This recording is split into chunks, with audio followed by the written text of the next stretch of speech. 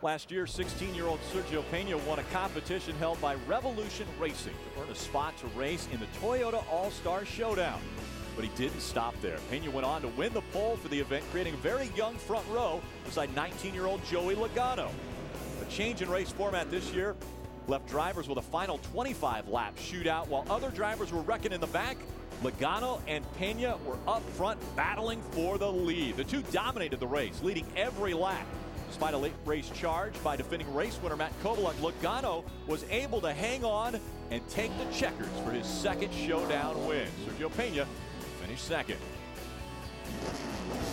Rich history in this event, starting back in 2003 when Austin Cameron, after fighting cancer during the season, was able to come out and be victorious in the first ever Toyota All-Star Showdown.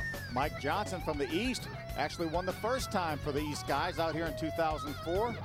And the farthest ever back for a winner in 24.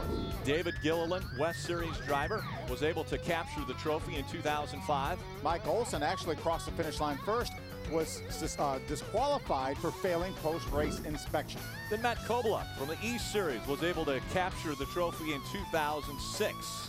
He had finished second a couple times before and finally got that first win. Claimed it to be his biggest victory. Joey Logano, after an extremely successful East Series season, was able to capture the crown in 2007. He's done some pretty good things since then, too. Certainly has. Matt Kovaluk comes back to be the first ever two-time winner of the Showdown in 2009. That same Joey Logano was penalized on the last lap for rough driving, relegating him to back of the pack. But then he was able to regain the title in 2010. Joey Logano, the second two-time winner of the Toyota All-Star Showdown. And there you see the winners, the previous winners, and where they've come out of, at least the series that they were representing when they raced here in the NASCAR Toyota All-Star Showdown.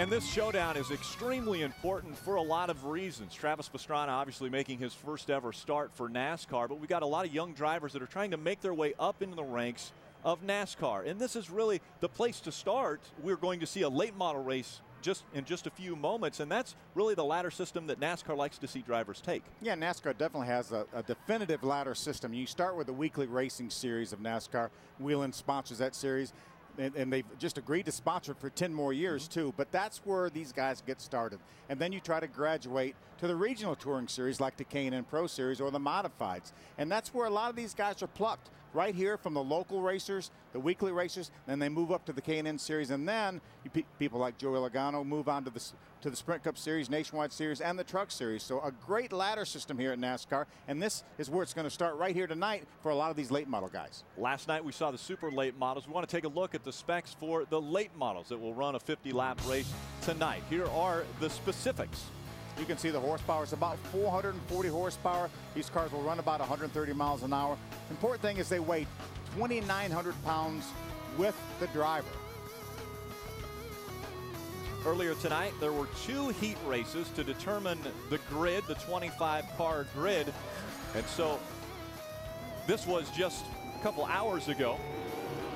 Sean Woodside in the 45 started on the pole of the first heat race, and he was able to capture the checker in that race, so he was locking into one of the front row positions. Sean actually finished second last year in this race.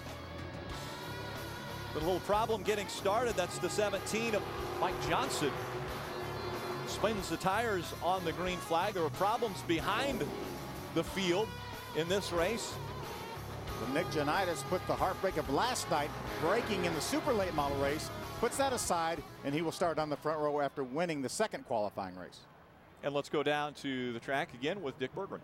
And Sean Woodside, who is very experienced in these kinds of cars as well as at this particular racetrack. You got 24 guys that want to take your position. How are you going to keep them all back there? Hopefully with a good car. Bill Lowe did a great engine for us, Mike Harvick chassis, and the car's really working well this weekend. We unloaded off the trailer, the car was real good, and we won the qualifying race, qualified third earlier, and hopefully everything goes our way. Crew Chief Mike Harvick, father of NASCAR star Kevin Harvick. What does he bring to your operation?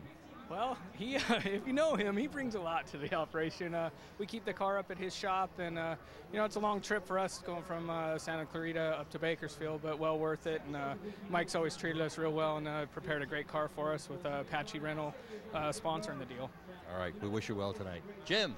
And sharing the front row will be a man who's driven this race car, minus the paint job and the new number, to a championship and a lot of race victories here at Irwindale. Nick Joanitis, 40 career victories. I imagine this one is going to be really special if you're able to nail it tonight. How are you going to do it?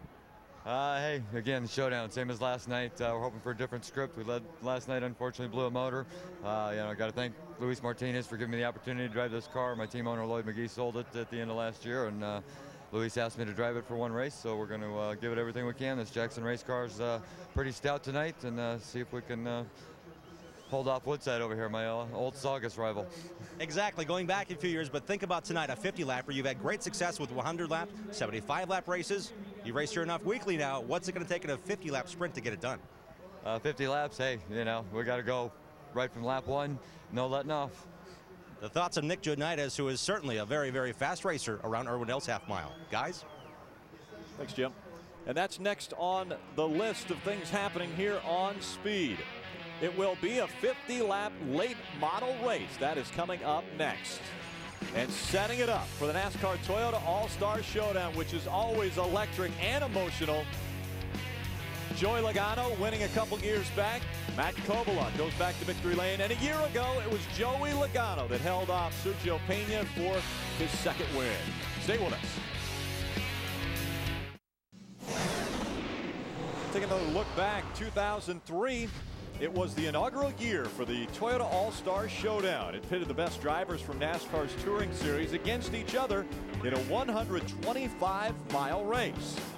In the end, it was Austin Cameron from the West beating out Andy Santerre from the East to claim the first East-West Showdown. Did you see that crowd? A magical event. We've got a great crowd on hand once again tonight. It just gets better and better. I was here for that inaugural race back in 2003, and there was so much interest from all the competitors and all the fans, and it hasn't stopped. It's been better. Another guy who's been here since the beginning of this event, Dick Berggren. Dick? And having seen all of these Toyota All-Star races, I got to tell you, Rick, this is the best crowd ever. That is a capacity crowd up in the grandstand, and no wonder. We have got drivers here literally from all over the world, champions from all sorts of kinds of racing, and they are all here tonight to try to win the biggest trophies in this kind of sport. In the past, Dick, there's been a large field of race cars. They've had 2 qualifying races earlier today to whittle it down to the best 25 machines.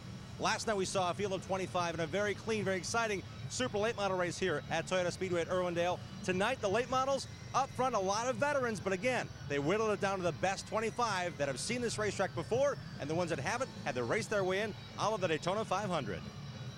25 cars going 50 laps to determine who will be king of the short track for the late model series. Will it be that 41? Possibly Sean Woodside out front of this field. He will bring the field to the green flag tonight in his number 45.